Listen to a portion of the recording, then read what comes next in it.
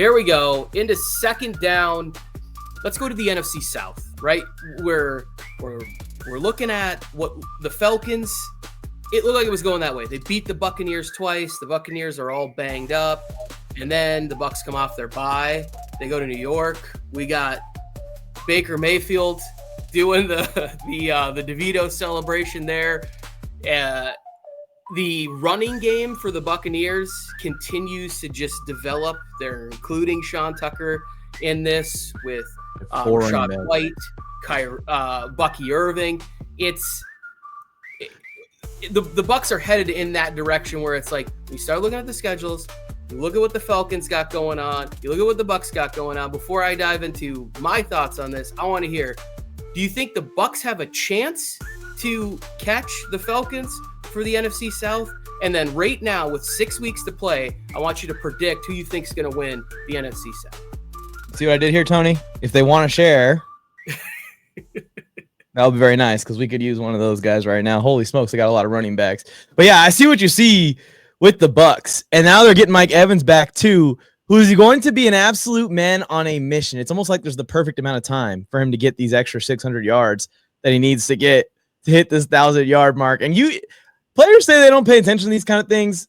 It's historic. He's paying attention to it. He's going to have 100 yards in every freaking game the rest of the season over his own dead body. I think it's going to be huge for the rushing attack too, Tony, because that forces you to put some safeties out there for the deep threat. Mike Evans will take any DB in the league still up the sideline when he's healthy. The problem is that those two games lost to Atlanta.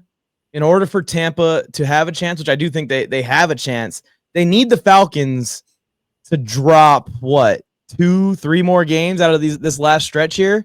They got us this week, which they're going to lose. Then they got Minnesota, so that will be a second one. But then Las Vegas, Washington, New York, Carolina. For Tampa to have a chance, they would need the Falcons to lose 2 of those games, I believe, out of those 4 that they should win. Yeah. So here's the remaining schedules, just so we can go through them. I wrote them down. The Bucs are at Carolina this week, then home against the Raiders, then at the Los Angeles Chargers, then at Dallas, and then finish the season with 2 home games against Carolina and New Orleans. Atlanta, on the other side, has the Chargers this weekend in Atlanta. Then they go on the road to Minnesota, on the road to Vegas. They get the Giants at home. Then they go to Washington and finish with Carolina at home. So this is those my last two. Those last 2 are sneaky, like Washington, Carolina, while Tampa. Yeah, that's tough. It seems like the Buccaneers' path to winning this division, Tony, is the Chargers beating the Falcons and the Buccaneers beating the Chargers. Yeah, I think that. So like when I looked at it, right, and I looked at teams that are still going to be contending, because like it's the old saying or whatever it is. I think Belichick, the season starts after Thanksgiving, right? There's like some old football adage that goes to. You look at the Bucs, they have the Chargers is the only team left that's going to be fighting and competing for a playoff spot. All those other teams are towards the top end of the Shedeur Sanders sweepstakes. Yeah. On the other hand, the Falcons have a game against the Chargers this weekend. They are at Minnesota and then at Washington, which is going to be fighting to get that potential 7 seed in the NFC. So just the games on paper seem to be tougher than what they are. And it's like the Falcons have done this thing where it's been, sort of flirting, like winning games dangerously. And it's not even like, that's what happens. That's why you go get a veteran quarterback like Kirk Cousins, because you want to be able to win those close games. That's what they do. So I'm looking at this. My preseason pick was with the Buccaneers, Mike.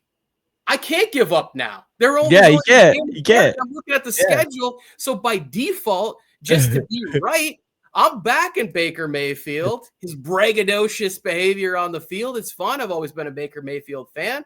I picked him to go to the Super Bowl a few years ago. That was a foolish, awful thing. The internet let me know was stupid. But in this situation, I'm going to go with the Bucs winning 5 of their final 6, with the Falcons maybe going 3-3 in this situation. that's when it gets interesting. Conversations heat up. And that's more interesting for us too, because then it becomes like Michael Penix. Is there a team? How does the salary cap work that would be willing to take Kirk Cousins in the offseason? So my pick is going to be the Bucs, but I'm also saying that kind of as default because I picked the Bucs at the beginning of the season. It's going to be interesting and fun. I think they have enough time, but I'm going to stick with Atlanta. I think I picked Atlanta to win the division too, just narrowly over the Bucs. I think we were flipped on this one, so it's kind of perfect how we get down to the end here. I see the path though, Tony. It definitely is there for the Bucs, and Baker Mayfield is going to be in the locker room, preaching miracles. He's seen it happen with the Browns, so I'm sure that he's going to be having the morale of Tampa, thinking that they're going to win this division still. But I think they might just come up just short and tie the Falcons and lose via tiebreaker. Yeah, that's when it'll really hurt. Because like for me, when I look at it, it's like, and the reason I like the Bucs so much is that eventually I think that defense starts to round into form at the end of the year here, and there's still a lot of players on that team. We could be looking at the end of Levante David with the Buccaneers. He's been one of my favorite players, one of those guys I always talk about. I think he's had a Hall of Fame career in a secondary market that doesn't necessarily get the love. So I don't know what the Buccaneers fight is, but go Bucs. Go Mike. Going for all Mikes across the world.